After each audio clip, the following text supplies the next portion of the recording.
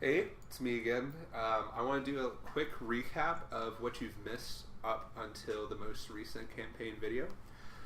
So our campaign starts in a country that is being taken over by an evil empire known as the Owlin Empire.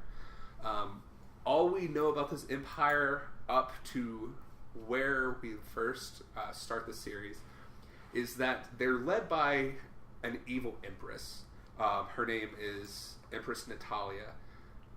Not much is known about her herself other than some minor historical facts found in the libraries across this country and in the empire. We have discovered that she has the ability to control dragons, and that is all ages of dragons, because she has taken over the minds of several ancient red dragons that we know of in a forge somewhere in the mountains.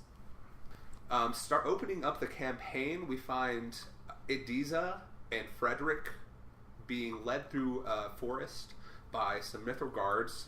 They have sigils on their armor that, throughout some insight checks and history checks, Frederick and Ediza recognize as empirical soldiers.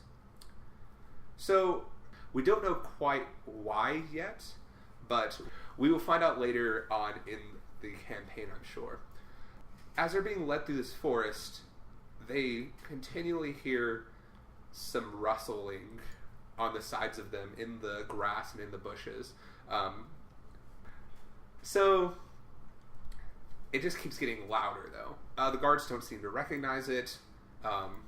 Granted, they're just guards. They probably don't have quite the best perception in their armor, so they're just ignoring it. But in a clearing, arrows suddenly start flying out of the woods. All four guards that were both in the front and the back of them are struck down by these hidden forces, and out steps a few rangers. So the rangers, they take away the prisoners to a village that they've never seen before. And honestly, it's quite obvious why. To get into the village, you have to enter from a very specific side of two trees. It's almost as if this village is a pocket dimension that is not technically in the Empire. So they get in, and all of the huts, they seem almost run down. They're made of your typical animal skin, leaves, branches. But something that sets them all apart from the normal huts that you'd find in a very rundown village is that on every single one there is a sigil that is an eye made out of, if they would, after receiving some silver weapons, they are greeted by from what village itself. If they would of the village, his hut is a little different. It's very large. It's a large hut, and the eye sigil on the front, instead of being made of silver, is made of gold. The elder, he comes out of his hut and he greets the prisoners. He notices Ediza and Frederick first off. He doesn't quite say it, but in his body language and how he speaks to them, he pulls them apart from the other prisoners. He asks the two of them if they would travel to the nearby temple to the god Horologium and find the priest Titus. Before leaving, the elder warned them that only those chosen by Horologium himself can enter the temple or suffer great consequences. So they travel down this path out of the village. As soon as they exit the gate of the village, it's gone. It disappears from sight. It's just them in the woods now. So they travel to this temple. Before entering, they hear a voice in their minds that says, "You're here for a reason. Go ahead and enter and find the priest Titus." But as they sat there brooding, a scream resonates from inside the temple. And in that moment, the two of them decide that they have to go in, or else the life of whoever's inside is lost. So they rush in to a large stone door. and from inside they can hear clashing of metal. Like there's a fight happening just on the other side of this door. And they push it open, and they see in the corner a young-ish half-elf dressed in white and silver robes, accompanied by a young elf. And it seems like these two match the description that the elder had given them. So,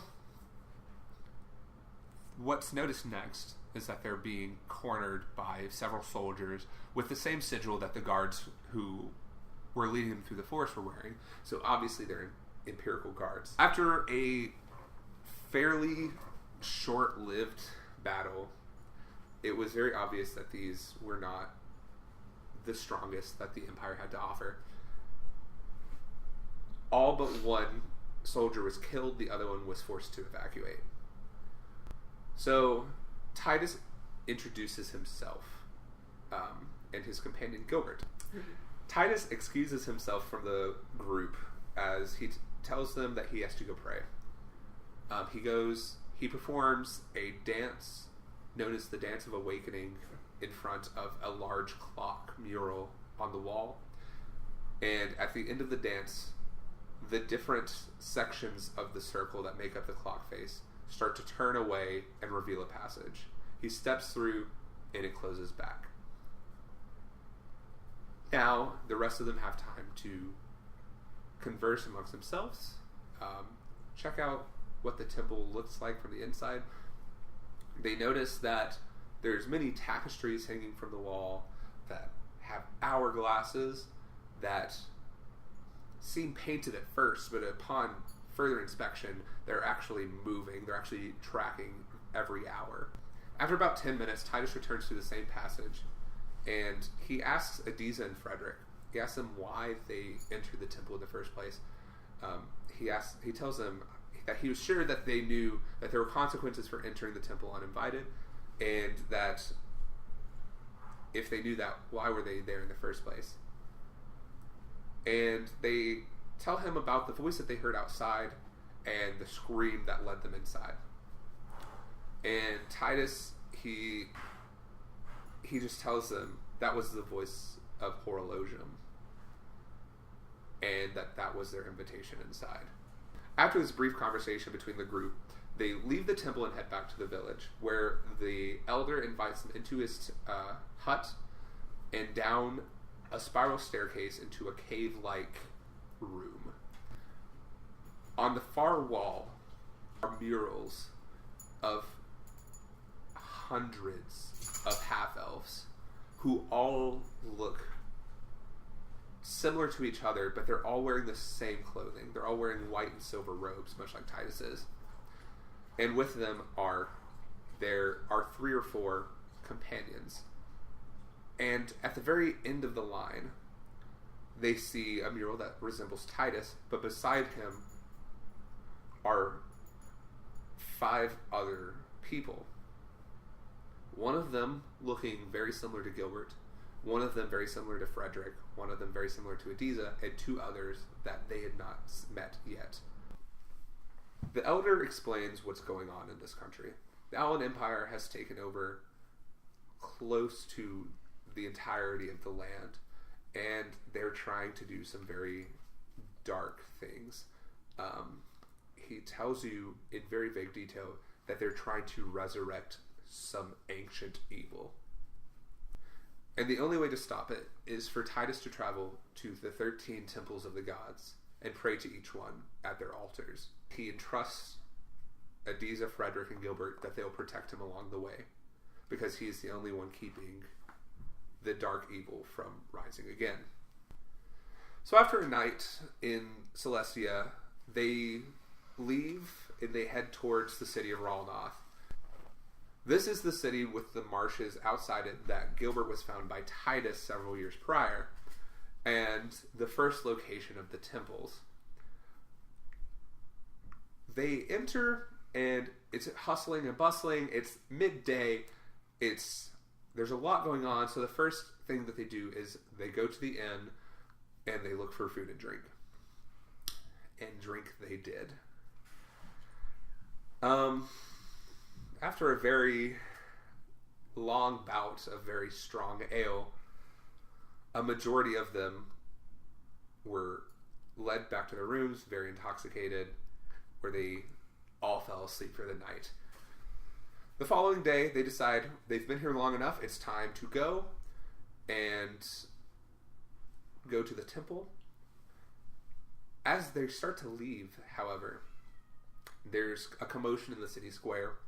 There's soldiers from the Empire. They're rising up. They're shouting, "Don't you want to protect the Empire?" The citizens are not quite as enthusiastic. They're calling the men slurs. They're calling them bastards. They're calling them everything that they can think of. They're shouting profanities. They're shouting, "They took our kids. They took our families." It seems that the Empire has a very strong hold over this city. But our party doesn't quite want to get caught up in the affairs of the Empire, with them already looking down and looking so closely. So we just try and leave. It's not our problem. We don't want to get caught up in it. So we leave. And as we're leaving, the moment we step past the gate, we're looking back into Ralnoth, into the center of Ralnoth.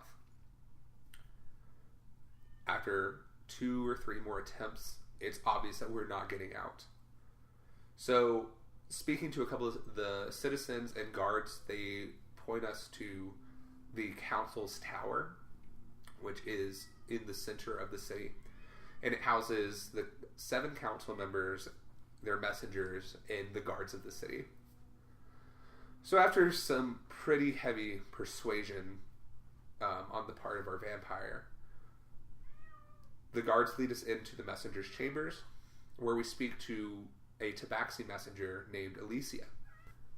Alicia tells our party that these 7 men have been in this meeting for 12 hours so far, and that they're trying to decide whether the city will side with the Empire or side against it. The party convinces Alicia to go in and talk to Ishgard about siding against the Empire and with somewhat of a revolution. And thinking that the party's mad, she decides, "I'll try, but I would not get your hopes up." So she goes in, and after about 10 minutes, she comes back out and tells the party that Ishgard has issued them a challenge. He says that if I'm going to side with fools, I need to know that these fools can protect us. He tells the party that there have been rumors of Empire soldiers entering and exiting the sewer system that lead to the marsh. So he asks the party to go and investigate. Since then, he's had guards posted at the entrance to the sewer system in case anyone tries to exit it. You also find out that he's a very, very powerful wizard who admits to casting a shield over the entire city, preventing anyone from exiting or entering. The problem with his magic, however, is it does not reach underground. And he tells the party that they will have the opportunity to exit the sewers to the marshes. If they exit and do not help him with his task, then they will forever be enemies of Ralnoth, and they will side with the Empire. However, if they complete the task and show him that they are strong enough to side with, then he will vote to side against the Empire. And with that, the party heads to the sewers, and after a long and quite honestly almost deadly fight, they get to the entrance and they enter the sewers, and that is where our first video for the campaign begins. Alright, thank you so much for watching. Please remember to like, comment, and subscribe, and stay tuned for more Dungeons & Dragons videos. You can see other videos on the channel, including Magic the Gathering and Minecraft if you're interested. Have a wonderful day.